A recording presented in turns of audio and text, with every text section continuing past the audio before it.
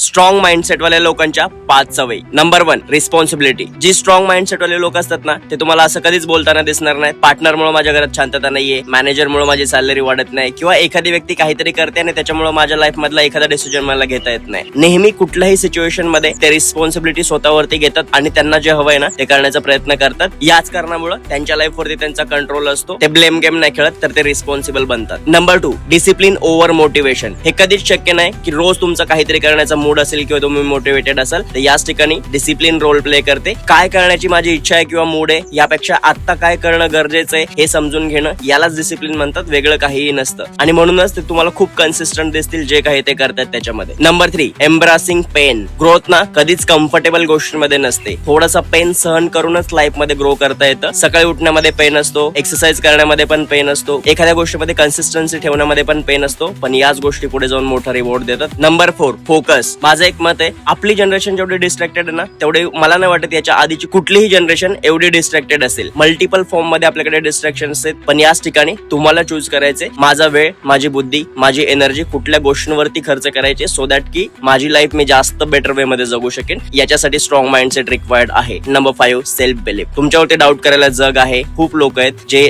तुम्हाला प्रत्येक वेळेस जाणीव करून देतील की तुम्ही एखाद्या गोष्टीसाठी कॅपेबल नाही आहात. याच ठिकाणी तुम्हाला स्वतःवरती विश्वास ठेवणं गरजेचं असतं की ठीक आहे, चुकेल, मे बी काही लॉस होईल किंवा अजून काही गोष्टी होतील, पण त्याच्यातूनही मी घडेन. या सगळ्या गोष्टी तुम्हाला एखाद्या स्ट्रॉंग माइंडसेट असलेल्या माणसामध्ये दिसतील. याचा अर्थ तो माइंडसेट जन्मता असतो असं कधीच नसतं. तो डेव्हलप होत असतो ओव्हर द पिरियड, स्वतःवरती विश्वास ठेवूनच.